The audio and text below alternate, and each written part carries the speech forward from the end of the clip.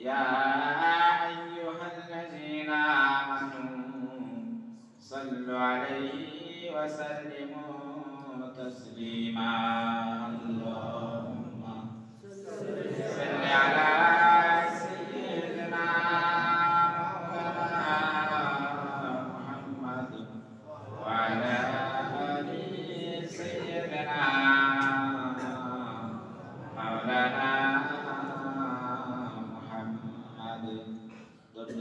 اللهم صل على محمد وعلى آل محمد كما صليت على إبراهيم وعلى آل إبراهيم إنك حميد مجيد اللهم بارك على محمد وعلى آل محمد كما باركت على إبراهيم وعلى آل إبراهيم إنك حميد مجيد সমস্ত প্রশংসা ও সমস্ত তারিফ সেই মহান স্রষ্টার, যিনি আমাদেরকে সৃষ্টির সারা মানবজাত করে দুনিয়ার মুখে পাঠিয়েছেন এবং তার সাথে সাথে সমস্ত আম্বিয়া আলাইহিস সালাতু ওয়াস সালামদের যিনি সর্দার, সরকারে দো আলম মুহাম্মদ রাসূলুল্লাহ সাল্লাল্লাহু আলাইহি ওয়াসাল্লামের উম্মত হিসেবে আমরা আজকে আল্লাহর ফরজ হুকুম আদায় করার জন্য তার ঘরে আগে আসতে পেরেছি এবং আল্লাহর ঘরে বসে কোরআন আয়াত তেলাওয়াত করে এবং শোনার এবং নবীর প্রতি দরুদ পড়া আমাদের সুযোগ করে দিয়েছেন। এর জন্য আমরা একবার আল্লাহর কাছে প্রাণ খুলে শুকরিয়া আদায় করি আলহামদুলিল্লাহ।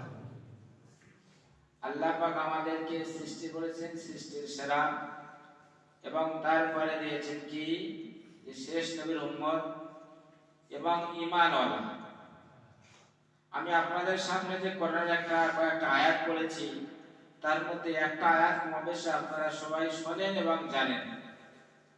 পাড়ায় বা এলাকায় যদি কেউ পরকাল গমন করে, তখন মসজিদে বা বিভিন্ন জায়গায় যেখানে আওয়াজ দেওয়া হয়, সেখানে আয়াতটাকে আপনাদেরকে শোনানো হয়। শুনেছেন কি ভাই? এক মাসের মধ্যে এই পাড়ায় শুনেছেন কি এই আয়াতটা শোনানো অমুক জায়গায় অমুক এই হয়েছে, দোয়াটা পড়া হয়। আমরা মা বোনেরা বা পুরুষরা সবাই কম বেশি জানে এটা মরে গেলে এই দোয়াটা পড়তে হয়, জানে না ভাই? কিন্তু শুধু মরে যাওয়ার জন্য নয়, কোনো জিনিস হারিয়ে গেলেও এই দোয়া পড়তে হয়। আল্লাহ পাক মক্কায় অথবা মদিনায় যখনই আয়াত অবতীর্ণ হয়, তার আগে যে আয়াতটা আমি পড়েছিলাম, وَلَنَبْلُوَنَّكُمْ بِشَيْءٍ مِّنَ الْخَوْفِ وَالْجُوعِ وَنَقْصٍ مِّنَ الْأَمْوَالِ وَالْأَنفُسِ وَالثَّمَرَاتِ وَبَشِّرِ الصَّابِرِينَ। আয়াতের মর্মকে তো আমরা অত বুঝি না আর জানি না। বর্তমান জামানায় ভারতবর্ষের মুসলমানদের যে পরিস্থিতি, যে বিষয় বা যা অবস্থায় আমরা আছি, এই অবস্থার পরিপ্রেক্ষিতে এই আয়াতের ব্যাখ্যা অনুসরণ করা আমাদের একান্ত জরুরি। অনেক সাংবাদিকরা তারা ওলামাদেরকে অনেক লোকের প্রশ্ন করে যে বিভিন্ন দেশের থেকে আপনারা যে এই ভারতবর্ষে বাস করেন, আপনাদের যে দুরবস্থা চলছে মসজিদ মাদ্রাসা খানকা দরগা নিয়ে, তো এতে আপনারা খুশি না বেজার? এতে আপনারা খুশি না বেজার? আপনারা তখন কি বলবেন? উত্তর আপনারা কি দেবেন? আমরা তো বলবো তো বেজার, বলবে না ভাই? যদি আমার সম্পদ যদি চলে যদি যায়, আমার বাসস্থান যদি চলে যদি যায়, আমার শোয়ার স্থান যদি চলে যেতে যায়, আমরা সেখানে বলি কি আমরা খুশি? আমরা বললাম আমরা বেজার। যখনই সে বললেন যে হ্যাঁ আমরা কিন্তু এর থেকে না খুশি, আমরা খুশি নয়, তো আমাদের থেকে হচ্ছে কি ভিন্ন ধর্ম, তারা কোরআনের আয়াতকে বেশি বুঝে রেখেছেন। তারা তখন বলে তোমাদের তো কোরআনে বলা আছে ওয়ালা নাবলু আন্নাকুম বিশাইইন মিনাল খাউফি ওয়াল জু'ই ওয়া নাকসিম মিনাল আমওয়ালি ওয়াল আনফুসি ওয়াস সামারাত। আমরা তখন কি বলবো তোমরা জানি না, ওটা তুমি কোরআন বললে কি হাদিস বললে ওটা তোমরা বুঝি না। যারা আরবি জানে না তারা এর ব্যাখ্যা অনুসারে কিছু কি বুঝতে পারবে? বলছে আল্লাহ পাক যে সৃষ্টিকর্তা, ওরা তোরা আল্লাহ পাক যে সৃষ্টিকর্তা, যিনি আপনাদের প্রভু আমাদেরও প্রভু, যিনি আমাদেরকে সৃষ্টি করেছেন, যিনি তোমাদেরকে আল্লাহ রহস্যবাণী বলে তিনি তো কোরআনে বলে দিয়েছেন ওয়ালা নাবলু আন্নাকুম বিশাইইন, হে ঈমানদারগণ আমি তোমাদেরকে পরীক্ষা নেব। কে পরীক্ষা নেবে? আল্লাহ আমাদের পরীক্ষা নেবে। ওয়ালা নাবলু আন্নাকুম বিশাইইন মিনাল খাউফি ওয়াল জু', তোমাদের ভয় দিয়ে, তোমাদের সম্পদ কেড়ে নিয়ে, তোমাদের ফল পাকড় শেষ করে দিয়ে, তোমাদের জানের ভয় থেকে কিন্তু আমি আল্লাহ তোমাদের পরীক্ষা নেব। ওয়ালা নাবলু আন্নাকুম বিশাইইন মিনাল খাউফি ওয়াল জু' ওয়া নাকসিম মিনাল আমওয়ালি ওয়াল আনফুসি ওয়াস সামারাত, তোমাদের জানেরও খাতরা থাকবে, ফসলেরও খাতরা থাকবে, মালেরও খাতরা থাকবে। তারপরে আল্লাহ বলছেন এতগুলো তোমাদের পরীক্ষা যখন নিলাম ওয়াবাশশিরিস সাবিরিন, তোমরা যখন সবর করেছো, তোমরা দুনিয়া ছেড়ে আসার পরে তোমাদের এমন একটা জায়গা রেখেছি যে জায়গার বর্ণনা করে দুনিয়ার বুকে শেষ করা যাবে। এখন আমরা যাদের ঈমান যত মজবুত হয় তাদের পরীক্ষা তত কড়া হয়, যাদের ঈমান যত মজবুত হয় তাদের পরীক্ষা তত কড়া হয়। হযরত ইব্রাহিম আলাইহিস সালাতু সালামের পরীক্ষা হয়েছিল, ওনার বিবাহ হয়েছিল 40 বছর। কত বছর? 40 বছর বয়সে বিবাহ হলো। তো বিবাহ হওয়ার পরে সন্তান হয় না, দোয়া করে, এক আধ বছর দোয়া করে না। আমরা তো 5 বছর দোয়া করে হাঁপিয়ে যাই, যাই না ভাই? তো ইব্রাহিম আলাইহিস সালাতু সালাম 64 বছর দোয়া করেছেন, কোন কোন রিওয়ায়াত আছে যে 66 বছর দোয়া করেছেন। কত বছর? 66 বছর দোয়া করেছেন।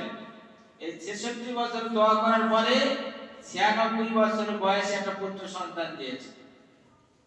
আচ্ছা, যে ব্যক্তি বিয়ে করার এতদিন পরে যে সন্তানটা হয়, সে সন্তানের খুব রাগ হয় না মহব্বত হয়? তাহলে ঈমানদারদের বেশি আল্লাহ পরীক্ষা নেবে।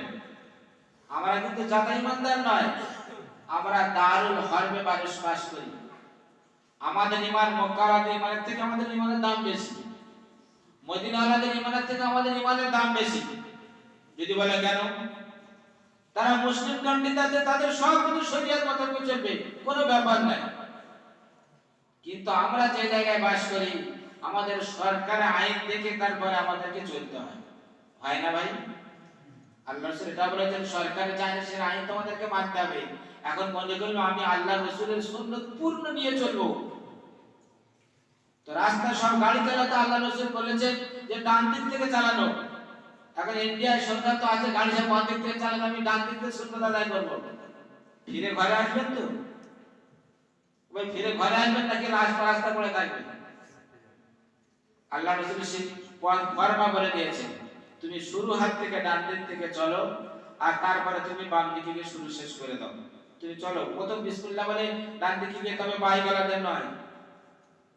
অনেকেই দেখেছেন এখন ফেসবুকে দেখায় বা নাটক করে দেখায়, কিন্তু বাস্তব জিনিস যেগুলো আছে, যে কেউ বাইক চলে যাচ্ছে আর বলছে আসসালামু আলাইকুম, হাত তুলে দিল, তারপরে বাইক থেকে খাদে পড়ে গেল, দেখেছেন? হ্যাঁ, এ বলছে হুজুর আসসালামু আলাইকুম, হুজুর মাথা তুলে বলছে ওয়া আলাইকুম আসসালাম, পেছনে সামনে কি আছে দেখলে ভাগ করে ধাক্কা মেরে দিয়েছে।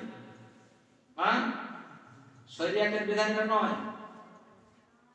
শরীয়তের বিধান হলো এটা আপনি হেঁটে যাচ্ছেন, যে গাড়ি চলে আসছে, ওই যে গাড়ি চলে আসছে ও সালাম দেবে।